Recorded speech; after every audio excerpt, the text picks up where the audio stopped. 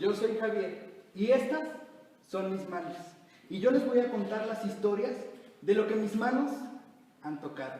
Y es que han tocado cosas asquerosas y también húmedas.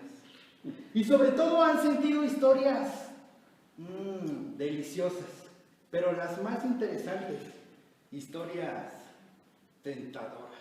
Y les voy a contar de la primera vez que mis manos tocaron algo divertido. Y es que a mí me gusta pagar por diversión. Todo comenzó en Puerto Vallarta, la mejor playa gay de México. Era tanta mi desesperación por divertirme que empecé a buscar un lugar para hacerlo. Al principio me perdí un poco, pero cuando por fin llegué a aquel lugar, lo primero que vi fueron los precios, que estaban más caros de lo que yo pensaba, pero no me importó y yo pagué todo lo que fuera necesario. Al entrar, al principio me sentía nervioso, pero a la vez emocionado por la experiencia que iba a vivir. Al principio no percibía nada, pero de repente lo vi y se iba acercando poco a poco a mí. Y se iba acercando y acercando y acercando. Y cuando por fin lo tuve aquí, sin pensarlo, ¡ay! Lo toqué. ¡Ay! Su piel era tan suave, ¡ay! Que parecía que estaba tocando el mismísimo cielo. Y de repente, ¡ay! Sentí algo por atrás. ¡Ay! Este era todo un macho. Y entre los dos me fueron tocando y tocando. Y yo los tocaba y los tocaba y me tocaban. Poco a poco me fueron levantando, y luego me bajaban, y luego me subían, y me bajaban, y me subían, y me bajaban, y me subían, y me bajaban. Era tanta la profundidad que hasta me ahogaba, pero a mí me gustaba mucho. De repente, la cosa se empezó a poner un poco más salvaje. Me aventaban de un lado hacia el otro, como si fuese yo una pelota. Y eso a mí me gustaba mucho. Es más, hasta me hacían ruiditos. Y yo, pues yo también les hacía ruiditos. De repente, empecé a percibir que había más gente y se comenzaron a acercar. Poco a poco. Y cuando estábamos todos juntos, nos movían de un lado hacia el otro. Y era un vaivén de aquí para allá, de aquí para allá. Y los tocaban y nos tocaban y nos tocábamos entre todos. Era casi una orgía. Yo me acuerdo muy bien. Tenía yo más o menos como 10 años. Y es por eso que a mí me gustaría regresar a Puerto Vallarta para visitar el estanque de los delfines. Gracias.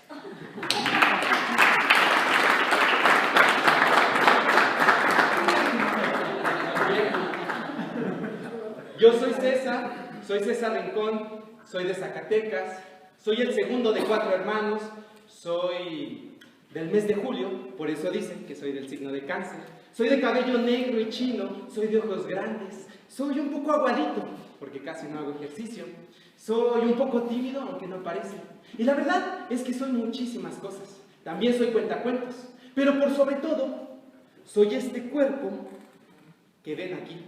Un cuerpo con muchísimas historias y cada parte de mí tiene algo que decir. Mi frente tiene historias porque, por ejemplo, la historia de mi frente es la de mi primer beso. Mi mamá me dijo que ahí me dio el primer beso que yo recibí. Mis ojos también tienen muchas historias y es que dicen que los ojos son la ventana del alma. Y mis dientes también tienen mucho que contar. Y es que siempre me la paso sonriendo y riendo. Hasta en los velorios me río. Mis codos también tienen mucho que decir. Y es que mis amigos dicen que soy muy ahorrativo. Mi corazón también tiene algo que decir. Y es que alguna vez estuve enamorada. Pero me cortaron. Mi estómago también tiene muchísimas historias y es que me encanta comer de todo, salado, picoso, agridulce, de lo que sea, pero me encanta comer. Mi trasero también tiene mucho que decir y si quieren conocer esas historias, quédense al final. Mi delantero también tiene mucho que decir, aunque la verdad las historias de mi delantero son minificciones, pero no importa, se las voy a contar. Mis muslos también tienen muchas historias y por supuesto que mis rodillas también. Y no se diga de mis pies que me llevan de aquí para allá. Y la primera historia que les voy a contar tiene que ver con mis zonas íntimas. Y es que en la secundaria yo era de los niños ñoños, de los que siempre sacaban 10. Era de los antipopulares, por así decirlo. Mi primer apodo, por ejemplo, fue Cesarebro, que porque era el más listo y que por mi cerebro. Pero esa antipopularidad me ayudó, porque en la secundaria yo estaba descubriendo un mundo en mí que la verdad me avergonzaba. No era normal ser como yo era. Y la verdad, pues era mejor que nadie se fijara en mí para que nadie me juzgara. Y en esa época yo no conocía absolutamente nada, pero nada de sexo. Nadie me había explicado exactamente. Yo tenía ideas muy, pero muy vagas. Y mucho menos sabía de la masturbación. Yo jamás en la secundaria me había masturbado. Para nada. Pero bueno, mi mamá comenzó a notar en mí algún tipo de comportamiento anormal. Y es que el cuerpo no puede mentir. Y cuando pasaba algún compañero guapísimo, era incontrolable. Mis ojos lo seguían como si tuvieran vida propia. Y a veces cuando estaba charlando con mis amigos, era inevitable que mi mano se doblara. Y a veces cuando un compañero me rozaba la piel, era inevitable que mi miembro se levantara. Pero ante toda esa circunstancia, mi mamá quiso tomar medidas en el asunto y me llevó con un psicólogo. Y lo recuerdo muy bien. Era la primera vez porque después tuve muchos. Me acuerdo que el hombre era un señor gordo, gordo, pero gordo. Era calvo y tenía algo de barba blanca. Mi mamá estaba a un lado y él estaba enfrente y me lanzó muchísimas preguntas. La verdad no me acuerdo de ninguna, solamente de una. Y me preguntó que cuántas veces me masturbaba al día. ¡Y! Me puse colorado, pero no porque supiera realmente de la masturbación. Yo ni sabía qué era esa palabra. Estaba seguro que la había escuchado alguna vez, pero no sabía su significado. Y por supuesto que nunca me había masturbado. Pero lo único que le pude contestar fue que 20 veces. Que 20 veces al día. Tenía que contestar algo. Mi mamá me volteó a ver muy seriamente. Y esa es la primera historia que tiene mi miembro para contar.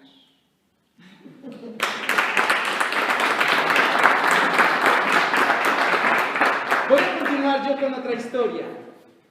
Y es que hay cuerpos que se excitan de maneras muy diferentes.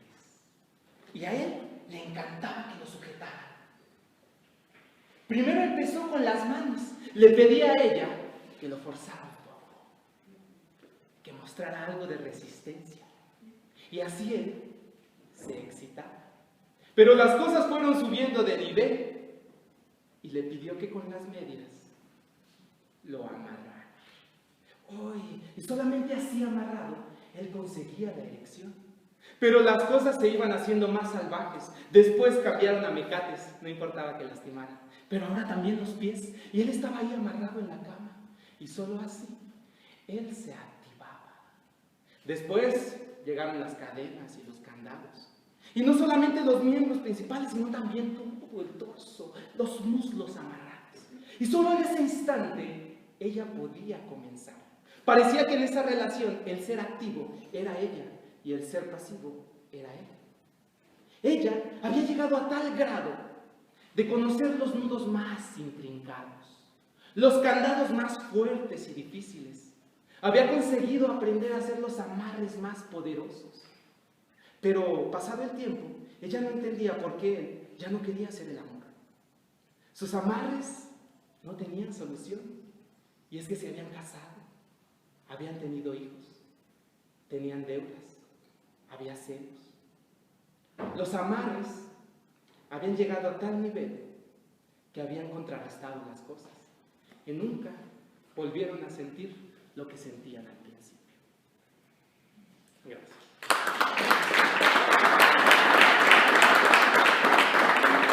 Cuidado mujeres u hombres que quieran amarrar a su hombre, que luego ya no funciona, ¿verdad? La siguiente historia también tiene que ver con el cuerpo, con aquellas partes que a uno le gusta mostrar. Y es que en México es muy normal que de repente te lleven a vivir a la casa pues, de la mamá, de la suegra, ahí donde aún están los hermanos o quién sabe si otra familia también, ahí donde están todos apretujados. Y ella comenzó a notar que Jorge se le quedaba viendo. Y cuando ella estaba acomodando algo, él se le quedaba mirando.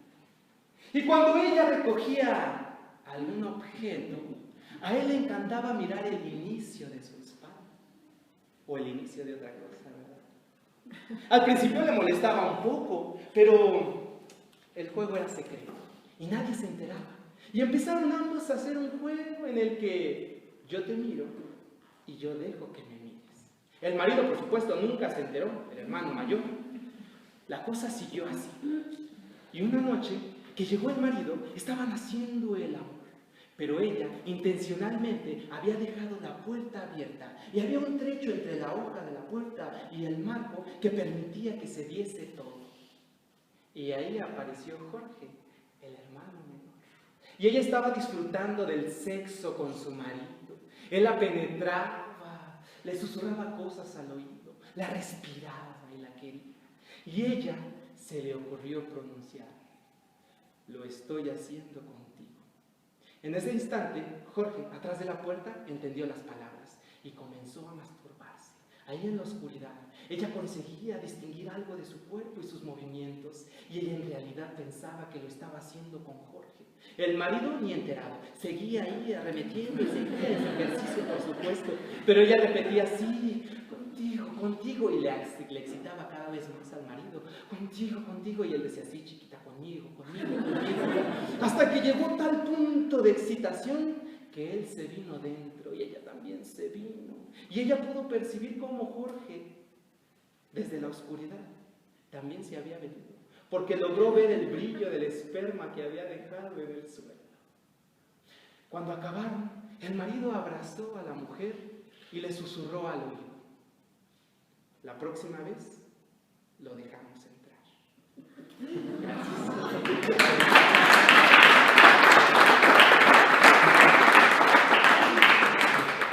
Mi miembro también tiene una historia. Y es que les voy a contar de la primera vez que mis manos pues tocaron mi miembro. Y la historia va así. Yo tenía 10 años. Lo único que hacía a esa edad era comer, dormir e ir a la escuela. La primaria Flores Magón, para ser más exactos. Yo era un niño muy activo. Participaba en todos los festivales. Que el Día de las Madres bailaba Amor de Madre. Que en Navidad cantaba villancicos. Y el Día de los Muertos, yo siempre me disfrazaba del vampiro más tenebroso de toda la escuela. Cada año era lo mismo. Hasta que un año yo ya estaba como medio enfadado. Aparte que el traje me empezaba a quedar como muy apretado. Y el pantalón casi me llegaba a las rodillas. Fue ahí cuando decidí cambiar el vampiro y convertirme en una momia. Pero mi mamá no estaba de acuerdo, pues claro, no quería batallar, pero yo le estaba insistiendo, hasta que por fin le demostré que el traje ya no me quedaba. La convencí, fue a comprar las vendas y cuando me trajo las vendas, yo me dispuse a que me disfrazara. Me quité mi camisa, me quité el pantalón y hasta los calzones. Mi mamá me empezó a vendar, y a vendar, y a vendar, y a vendar, y cuando llegamos a mi zona íntima, mi mamá me dijo que me pusiera el calzón, pero yo creía que era mejor sin calzón, pues se vería más natural el vestuario y así hasta podría llegar a ganar el primer lugar de toda la primaria. Y mi mamá me lo subía y yo lo bajaba y ella me decía que con, y yo sí, y que con, Javier, ¿cómo te vas a ir así? No, sí, se ve más natural, y ella con. Como que medio me convenció y me vendó. Quedé casi paralizado y iba avanzando como podía, ya nos íbamos y yo me sentía incómodo. Así que pues decidí quitarme las vendas y quitarme el calzón. Como pude, me volví a vendar otra vez y al llegar a la primaria, no hombre, yo estaba muy feliz. Y los maestros también estaban muy felices porque no paraban de reírse. Nunca supe por qué, pero todos estaban muy felices ahí. Al principio ya quería empezar y cuando estábamos todos formados en la plaza cívica para disfrazar, para exponer nuestros vestuarios, yo ya estaba listo y preparado. Y cuando sonó la música, empecé a avanzar. Y yo era toda una momia. Y empecé a avanzar. Y a pasar el grande. Cuando de repente empecé a notar que la movilidad de mis pies ya me era más fácil. Cuando volteé a verme, se me estaban cayendo las vendas. Inmediatamente corrí lo más rápido que pude y conforme más rápido iba, las vendas se me iban cayendo más y más. Cuando salí de la escuela por fin, estaba completamente desnudo y yo ya no sabía qué hacer y todavía faltaban unas cuantas cuadras para llegar a mi casa. Me iban escondiendo entre los carros, los pies pisaban la arena y la tierra y las piedras de las calles, pero no me importaba, me picaba, iba entre los carros, no hay nadie, y de repente, ¡ay! Margarita la vecina casi me ve todos mis atributos que a esa edad ya tenía. Y yo iba así, ¡ay no! Y de repente, ¡ay! Popeye el del taller casi me ve desnudo.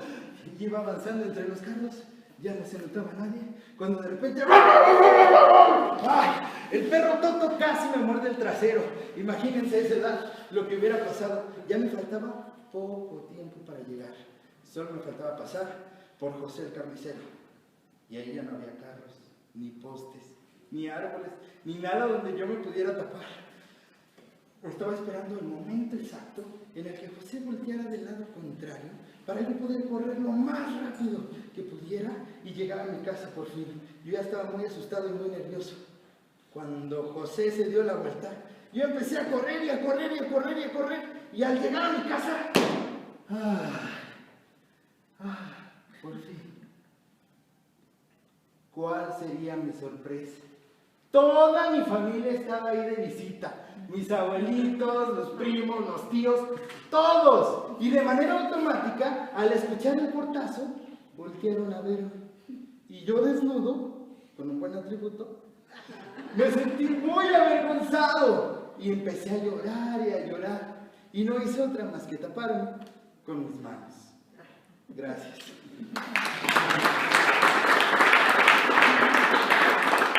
Siguiendo con las historias del cuerpo, la ropa, las cosas que usamos, también son parte de nuestro cuerpo y determinan mucho de lo que somos. Y esta historia trata justamente de eso. El padre llegó y le dijo a su hija: prepara las cosas, que hoy mismo te vas. Suzuki te acompañará. Naoko intentó protestar, pero inmediatamente su padre alzó la mano y la silenció. ¡Calla! Una mujer no puede responderle a un hombre. Si sigues empeñada en actuar así, nunca te conseguiré marido. El padre enfurecido salió. Vaya manera de recibir un regalo de cumpleaños. Irse a la ciudad, a la escuela, para aprender a ser una mujer. Y es que Naoko siempre había vivido en aquel pueblecito, alejado del mundo, como si fuera un pequeñísimo grano de arroz en un gran recipiente. En él nada había cambiado desde que ella nació. Ni las casas, ni los comercios, ni la plaza, ni siquiera los árboles habían cambiado. Cada esquina, cada rincón, cada piedra en el camino los conocía muy bien Naoko. Y el humo del incienso le irritaba los ojos en la habitación, pero en realidad tenía la vista nublada de ira y de pena. ¡Qué injusto!, decía Naoko. Esta casa y sus recuerdos son lo único que tengo. Vaya manera de recibir mi 14 cumpleaños. Suzuki intentó calmarla y de pedirle comprensión. Desde que había muerto la madre, las cosas no eran nada fáciles para el padre de Naoko. Le pedía comprensión, que allá en la ciudad aprendería a ser una mujer, que le enseñarían las buenas maneras. Pero Naoko le contestó que ella no quería aprender las buenas maneras. Sobre la repisa había un peine y Naoko entraba a esa habitación para pasarlo por sus cabellos. Y es que desde que la madre murió, esa habitación estaba como intocada por el tiempo. Nadie podía entrar, pero el aire que ahí se respiraba era un aire diferente. Por eso en secreto ella entraba y ahí se la pasaba, viendo las cosas. Todo parecía como una especie de mármol erigido en la memoria de su madre. Y ella recordaba muy bien aquel día en el que murió, en el que le pusieron aquel kimono blanco. Por eso ella siempre viste de colores, como para teñir su tristeza. Ella sabía que pasaría mucho tiempo antes de volver a su casa. Y es que se necesitan por lo menos 5 años para educar a una mujer. Así es. Es el tiempo necesario que una chica necesita para aprender el arte de servir el té, para aprender el arte de bailar con abanicos, para aprender el arte de servirle a los hombres. Es el tiempo que hace falta para que una mujer aprenda a comportarse. Porque una mujer solamente debe hablar, debe levantarse, debe sentarse, debe sonreír, hasta casi respirar en el momento indicado. Y todo eso no le gustaba, por supuesto, que a Naoko. A ella le gustaba leer, le gustaba escribir poemas, haikus. Le encantaba hacer otras cosas. Le gustaba reír cuando estaba contenta y le gustaba llorar cuando estaba triste. Justamente le gustaba lo que estaba prohibido para una joven educada. Pero de repente, entre las cosas de esa habitación, notó un viejo kimono de su padre, ahí doblado, como entreoculto, y fue cuando se le ocurrió. Iría a la gran ciudad, en efecto, a Kioto, a estudiar, pero no para ser una mujer. Se metería a la escuela de literatura, se haría pasar por un chico. Pero para hacer eso necesitaba un cómplice, y por supuesto que su vieja sirvienta Suzuki le ayudaría. Ella serviría del enlace en el pueblo con su papá y en la ciudad con Naoko. Solamente ella sabía lo que ocurriría. Y una vez en el camino, todo parecía tan complicado. Estaban ahí transportándose hacia la gran ciudad.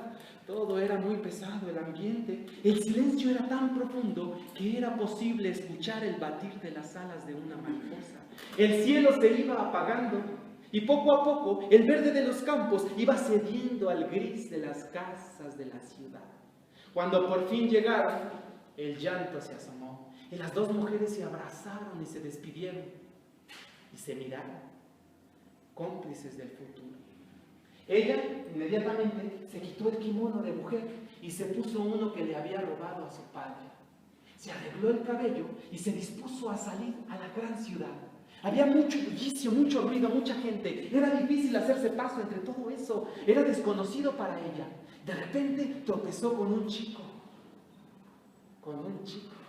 Kamo tenía 16 años y él también acababa de llegar a la ciudad para estudiar literatura, matemáticas y haikus. Los dos se vieron y sintieron una especie de conexión. Decidieron seguir su camino juntos. Y en la escuela eligieron la misma habitación para compartir. Y fue raro. Rápidamente se hicieron amigos. Pero no amigos normales. Se hicieron los mejores amigos. La relación iba creciendo con el tiempo. Y para Kamo las cosas estaban haciendo complicadas. Porque le encantaba pasar tiempo con Naoko. ¿Sí?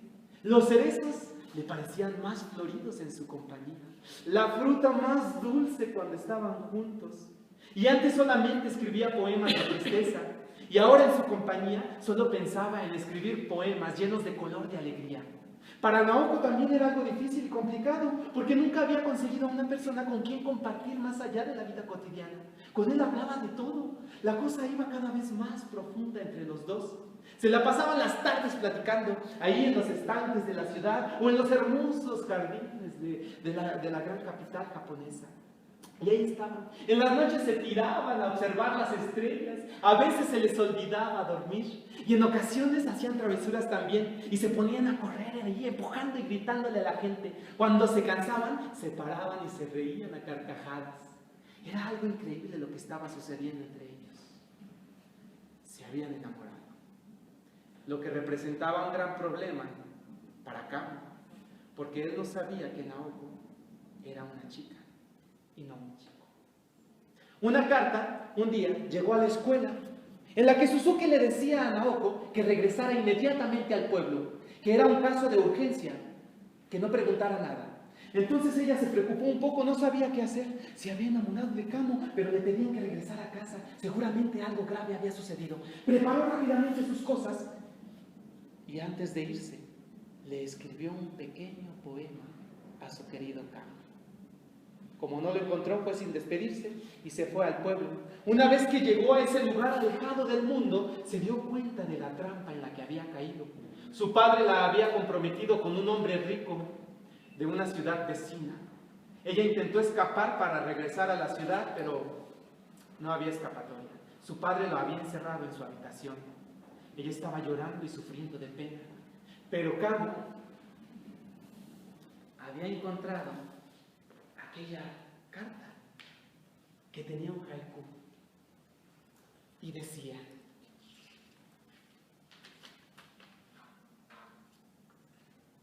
amor sabrá si la rana que canta es él o es ella. Kamo no tardó mucho tiempo para descifrar lo que significaba aquel haiku. Era obvio. Se había enamorado de una chica y no de un chico. ¡Ay! Su corazón descansó tanto cuando supo aquello.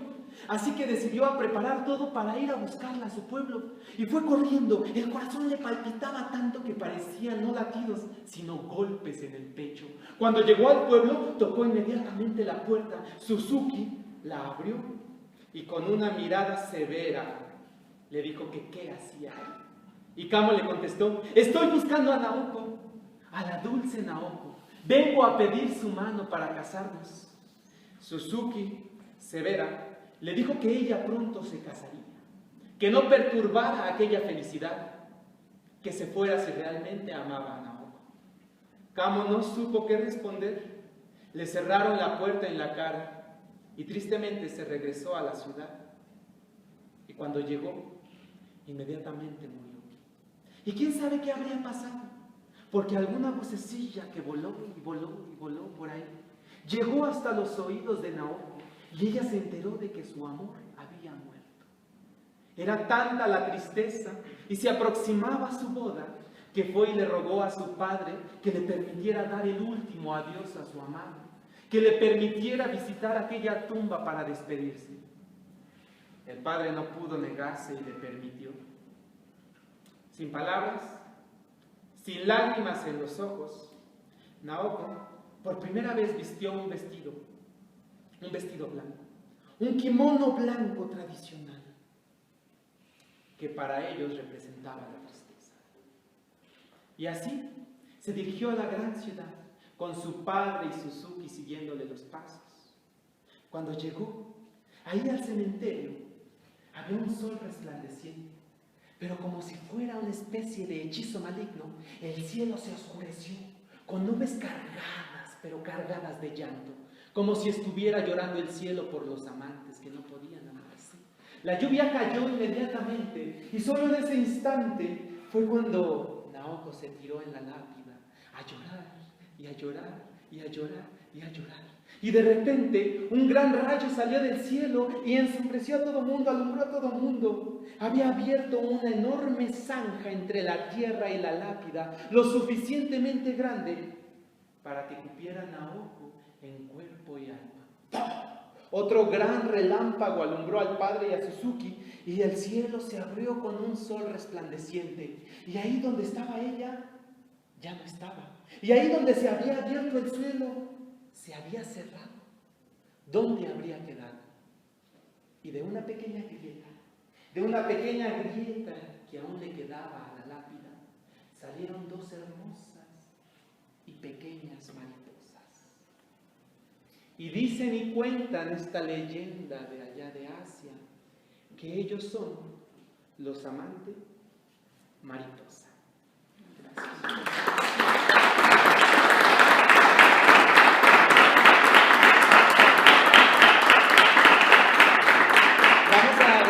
Con una pequeña historia más, que tiene que ver con el amor, y con los que quieren hacer imposible el amor. Esta historia trata de un hipopótamo, pero es un hipopótamo como todos los hipopótamos, gordo, gordo, gordo, rollizo, rollizo, rollizo, de color morado. Y todos los días iba al mediodía danzando y danzando ahí con sus rollitos, brincando, brincando, para encontrarse con su amada, con su querida, con su chiquitita y voladora.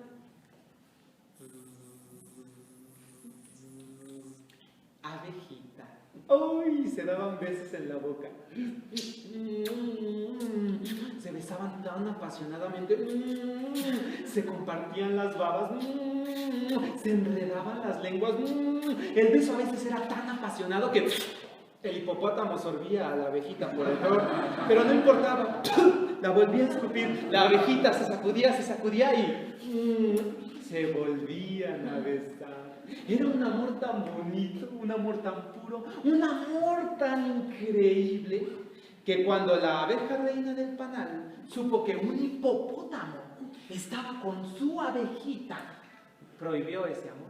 Y le dijo a la abejita que era imposible que una abeja esté con alguien de otra especie. Eso no es posible. Ella tenía que casarse con un abejorro, por supuesto, pero no con un hipopótamo y mucho menos rollizo y morado. Era imposible esa relación. Así que prohibió aquel enamoramiento, encerró a la abejita ahí en tareas en el panal y el hipopótamo entró en una gran depresión. Ya no se revolcaba en el lodo como todos los días. Ya no comía cosas echadas a perder como todos los días. Lloraba y lloraba y lloraba. Su pena era tan fuerte, tan fuerte, tan fuerte, que no podía vivir. A veces pensaba en quitarse la vida, pero no lo hacía porque tampoco podía. La cosa es que un día apareció de repente, ¡ping!, una hada madrina. Y el hada madrina le dijo: hola hipopótamo, te voy a cumplir un deseo, piénsalo bien, así nomás, es gratis, un deseo. Y el hipopótamo no lo pensó mucho y le dijo: ya sé. Pero la hada madrina le dijo: piénsalo bien, ya sé. Ok, ¿qué vas a pedir? Conviérteme en un abejorro. ¡Ay!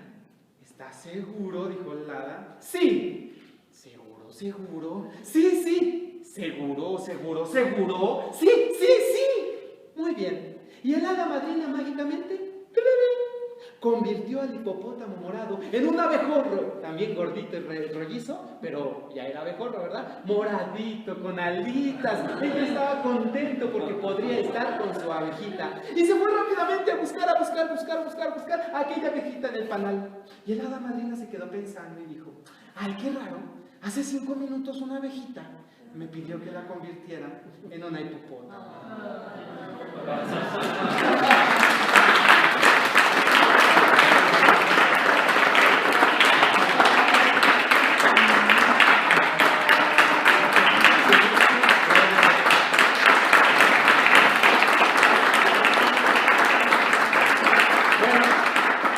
Muchas gracias. Estas son algunas historias que nosotros hemos preparado. Nosotros somos Grupo Macarrones. Ojalá las hayan disfrutado, ojalá hayan reflexionado, sentido algo, y ojalá ustedes también las cuenten, que las historias son para contarse, o también se atrevan a contar su propia historia, por supuesto. Y pues aquí estamos.